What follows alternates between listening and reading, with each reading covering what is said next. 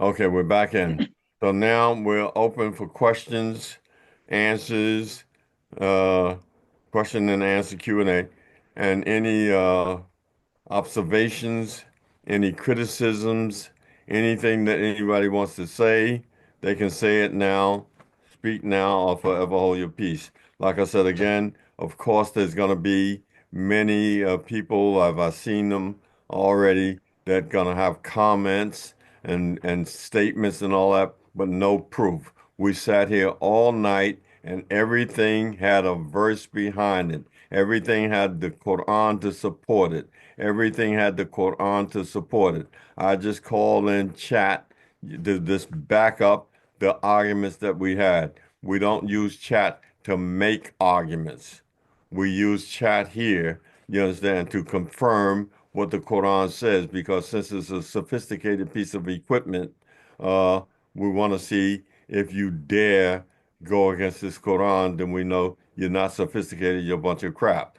But it will do that if you don't know how to manipulate it, if you don't know how to ask questions when it comes to a law. You can do whatever you want. Some people talk about the danger of chat. I see the chat as a big benefit. It's a benefit, and it will help clear up things, but you got to know what you're doing and how you handle it. Otherwise, you'll make a mockery of yourself and others as well. So now, anybody want to chime in and say what they got to say, any criticism or whatever. But I know, like I said again, in the comments, people will have all kind of comments. The people who sometimes say things, and I invite them. I said, "Well, come on my Zoom and let's talk it out and see what it is." And they don't say nothing, and they run off at the mouth, and one thing after the other. But they got no argument. You got no argument. You can't come against what we produce here today. We don't play around here. That's why there's no laughing and joking here. You ain't heard me laugh not one time. You know, I kind of look silly just keeping a straight face all the time, keeping a straight face all the time. So now I put this hat on because that argument I just made, it sends everybody to the black hole. You're gone to the black hole. If you believe that Jesus had a father, you're in the black hole. Chapter 12, verse 40. That's where you're at now. You're in the black hole. We sent one young man there some while ago. So now everyone now who's into that now is a deep, widened hole. And this hat now represents that black hole, and that's what you're in. Any questions? Any comments? Any I, statements? I have a question. I have a question. Assalamu alaikum. Who's this? This is Najia. Okay, Nigeria. Yes. Yeah, I'm at work, so there was some of it I missed. But Okay. one thing I caught is right before you put up the surah and ayat that says whoever obeys the messenger obeys Allah. Yeah. And you had indicated something about a prophet. Were those before him that brought the message were only messengers? And was Prophet Muhammad the only one that was considered a prophet in the Quran? Now I put up a Could you verse. explain that? Yeah. I put up a verse. I think it was 581 about those who had they obeyed the prophet. I don't know if that's what you're referring to. The Okay.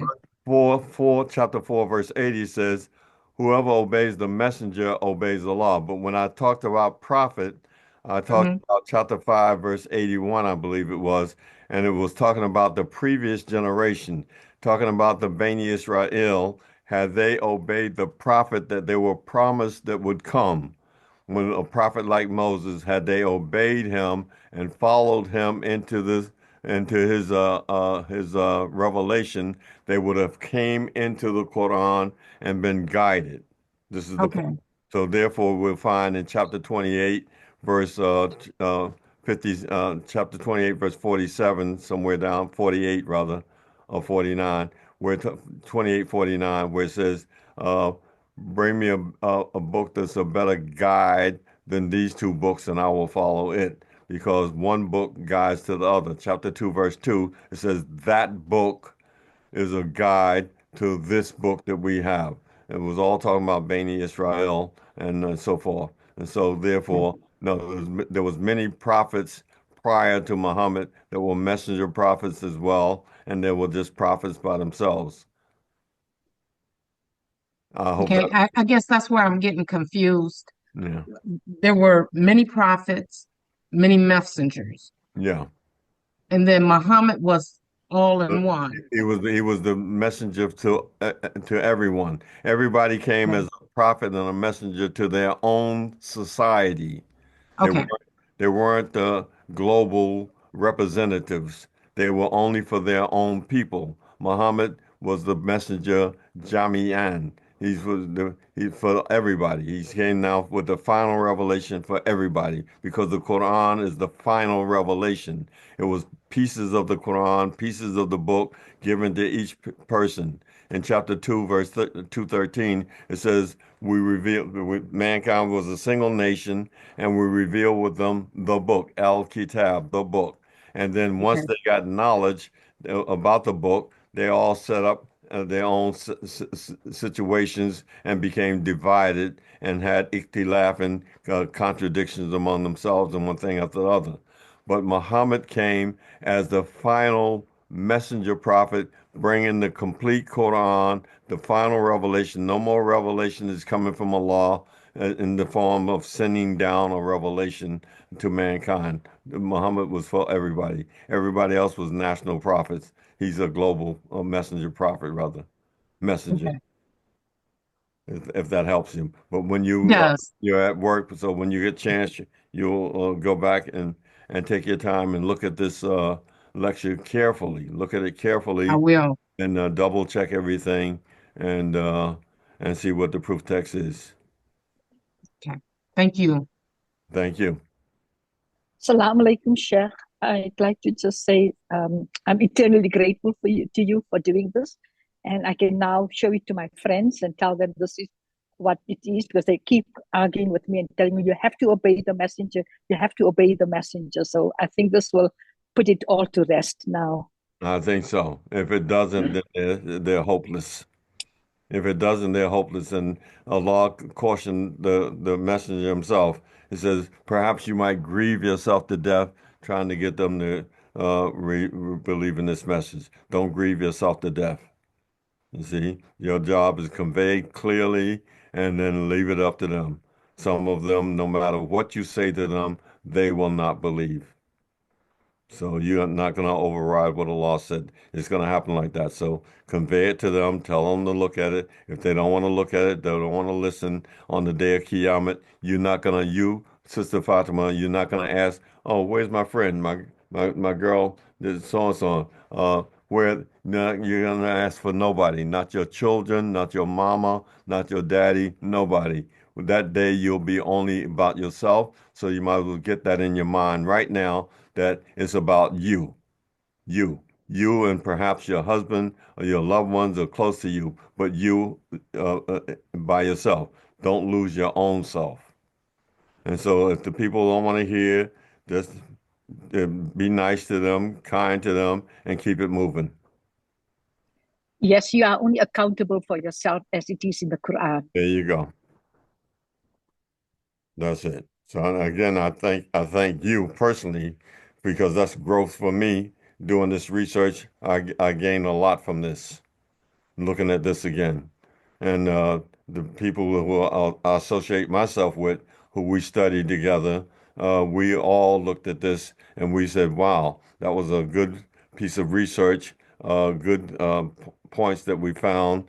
And they were grateful for that, that none of us had looked at it in that manner. And so we all applaud you for having asked that. Allah somehow or another designed it that you asked that and you got that, and now everybody in the world can benefit from that. The whole world can benefit, or if they choose to look. The whole world. Nobody's excluded here. Nobody. The grand muftis of Assal University have to bow to these verses in this lecture here. They have to bow to that. The truth of it. It's ain't got nothing to do with me. I'm just reciting the verses. I take it upon myself. Like I said again, I consider myself a da'i. I consider myself a master da'i, not just a da'i, a master da'i. That's what I consider myself. I might be a fool for saying that, but it is what it is. Anybody else?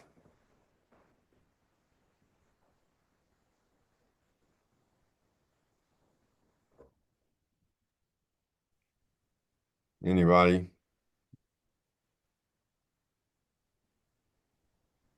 Tariq? I don't have any words to say, Holly. This is another just a great lecture. That last short about making no distinctions between the messengers, that was a demolition on the whole Sunni world, and it spills over to the Christian world as well. It knocks out their idea that Jesus didn't have any father. So this is a far-reaching verse that you produce, man. It's just stunning. All praises due to Allah, Hamza. Yeah. Now, not only are you a master da'i, man, you're a master reformer. You're just all praise to Allah, man. Thank you. Shafiq, you want to chime in? Yes, Assalamu alaikum. I Not just to want, praise me, but not to say I'm anything not about me. praising you. I'm Just not no, here's my point. Chime in with some observations, something maybe exactly. you agree, you disagree, or whatever you want to say. If you want to say thank you or whatever, we thank Allah first of all, and then of course, I'll accept you for whatever my input is. But all the praise and thanks is due to Allah.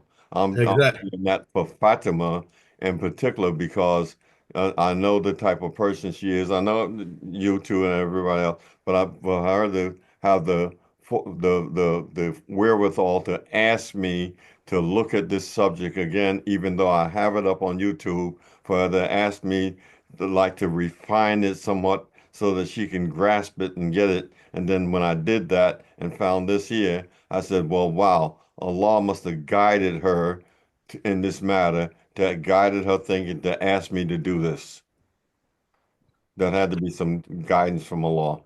I agree 100%, you know, with what you're saying, because as soon as you found it, you let us know what you found. Yeah, And you gave props to Sister Fatima, you know. yeah, And again, I thank her also. You know, I thank Allah first because who is truer than word than Allah? And what you have done today, again, from Allah, conveying the message. It's just bit by bit showing those who turn away in aversion, you know, from Allah's words, those who follow the Lahul Hadith, those who make distinctions among the messenger. But what really caught my attention is how you tied that distinction um, of the messenger with Jesus having no father. That was very, very profound, you know, right there. yeah, Because, you know, before this time here, I was saying, what kind of distinction can people make? Because all the messengers is bringing what Allah commanded them to do, to convey to the people. And so you, by bringing in Jesus, was very profound for me, and it was an upgrade for me. It was an upgrade. So I thank Allah first and foremost, as always. I thank Sister Fatima for suggesting this to you. And I thank you for putting it together and putting it on the table and presenting it to the world.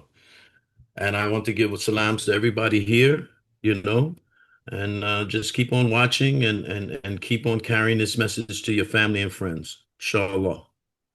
Assalamu alaikum to everyone. thank you, and thanks for those kind words and that good observation that you always display. Anybody else? I would just like to thank Brother Shafiq for what he has just said. And yes, it's thanking Allah first before thanking anybody else. And then Brother Hamza, you for doing all the research. Anybody else? Anybody got something to say? It seems like none of my critics and naysayers, they won't come on. I send out the invitations. Uh, I used to send out about 100, and then I stopped sending out. So this time I sent out personally about 30, and I know the small group that will come on, and then I put it on my Facebook page so that anybody who looks on Facebook, they can see it and say, oh, this guy's getting ready to talk about this, pass it around, pass it around, pass it around, and there's the call numbers and everything. We'll come on and get him. We'll come on his Zoom, and when it's time to question and answer time, we'll come and get him. But they ain't coming to get nothing. They're not coming to get nothing. They're coming to get got. That's what they'll be coming for. They'll be coming to get got. So they stay away. They run away. They're too afraid. They're too afraid. They don't want to come on and face this heat. Mm. They don't want to come and face this heat. They like to sit back and run off at the mouth and comment. Comment. They don't want to face this heat. Because that's what you'll face. You'll face heat. I said to people, if I speak about my Lord, because I am a slave of Allah, and I broke that down again earlier. When I speak about my Lord in public, if you're against me and you're against it, not that you differ, but against me, you are going to lose. I can guarantee you, you will lose. You, whoever you are, you're going to lose because you're going to have it wrong. I'm not going to open my mouth in public for the last years that I've been doing this and be wrong about my creator. Otherwise, I'll keep my mouth shut. Shut. Brother, I get asked about things what about this and what about that? I said, look, that's something I looked at, but I ain't ready to talk about that yet right now. I don't talk about that. I looked at it, yeah, I have my personal views and all that. I don't talk about it. Now, with some of my close comrades, if we were to just kick it around, we'll kick it around and study and just leave it like that because we're kicking it around. There's nothing to take and put it out in public. But once I, myself, Hamza Abdul Malik, decide that I'm going to take a topic or a discussion or an issue and make it public, and you want to contradict it, you better know that you're going to be wrong, not me. I can tell you that right away. It's not being vain and nothing like that because I look carefully before I open my mouth about my Lord. I look carefully, carefully. That's why I pick up on some of these other things that people say, oh, Allah is a physical person, or Allah is a kufa, or Allah is this and that. I hear those words. And when I hear them, I said, no, I can't let that stand. I got no problem with the people. The people, Waleed, Dr. Moses, brothers, I love those brothers. I love the work that they do and all of that. But and Shuaib, everybody, I'm not at war with nobody. I'm not no personality attacks at nobody and nothing. But arguments, I'm coming after arguments. Period. The arguments, not the person, just arguments. I gotta get arguments. That's what I do. I'm never gonna stop doing that. And I open myself up for people to get me also. Come and get me as well. Anybody else?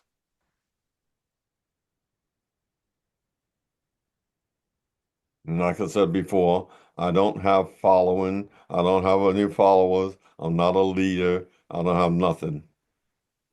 I don't have nothing. I have nothing.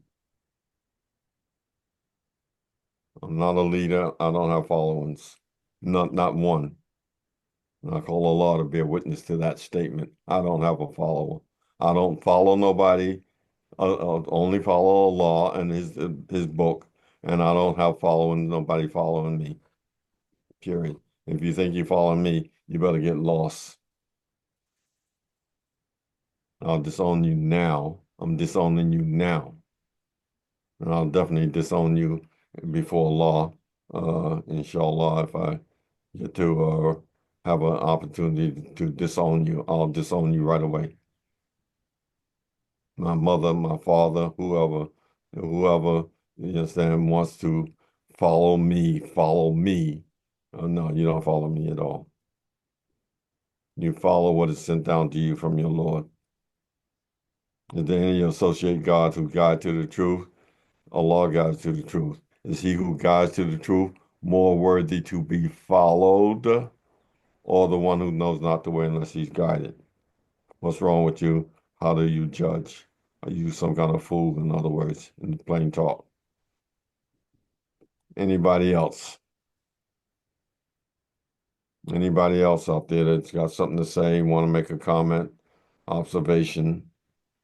Now's the time.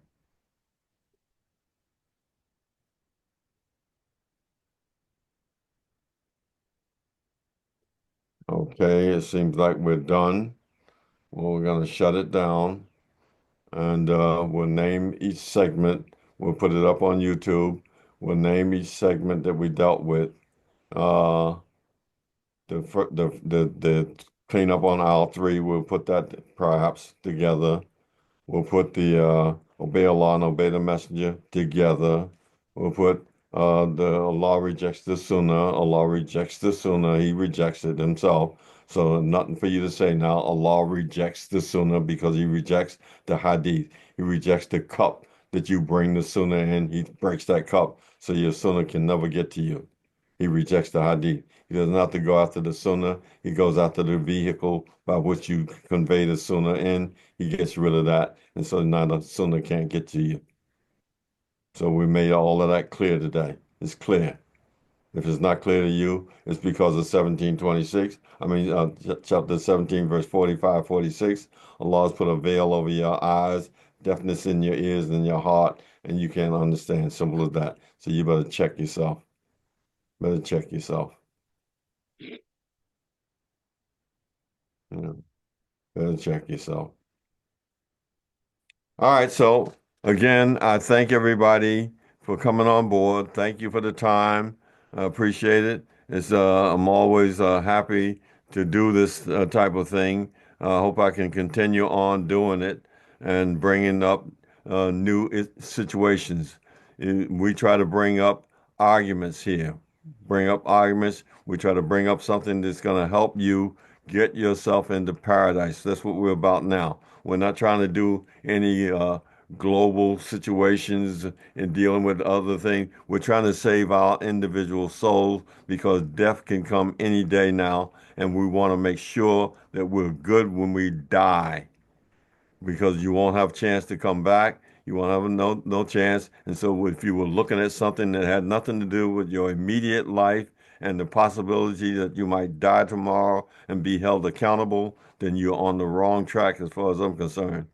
As far as I'm concerned. And maybe I say that because of my age and because I know that I'm looking death right in the face. We're looking at each other. Wow, why are you looking at me like that? And death is saying, well, because I'm getting ready to snatch you in a minute. I said, well, okay, do what you got to do. Do what you got to do. Now, I'm saying that for me, I've lived the life a long time. I can't live forever. So I'm now more aware. I'm more aware, and I'm thankful that the law allowed me to live this long to become aware and get chance to get up out of that mess that I was in, he could have snatched me up before when I was in the heart of ignorance. And I had chance. The book was right there, and I was just following the crowd, blindly following. Wasn't using my mind, my thinking, and all of that. And so I'm glad he allowed me the time to get that straight. And so now I'm trying to impress on anybody I know. Don't waste time. Don't be thinking about what you're going to do next year and your vacation and what you're going to do and all that. You can think about it and plan those things, no problem, but make sure you're good right now, just in case that doesn't happen. Make sure you're good. That's the point. Plan whatever you don't want, live your life, enjoy a good, wholesome life, but make sure in case the law snatch you now, you're ready to go. Take an assessment every day. If you don't do that and you let the life of this world deceive you and Shaitan deceive you about a law, then you've been had. Don't do that. Last call. Anybody else? Well, again, I thank you. Subhana rabbika rabbil izzati amma yasifun wa salamun ala al mursalin walhamdulillahi rabbil alamin.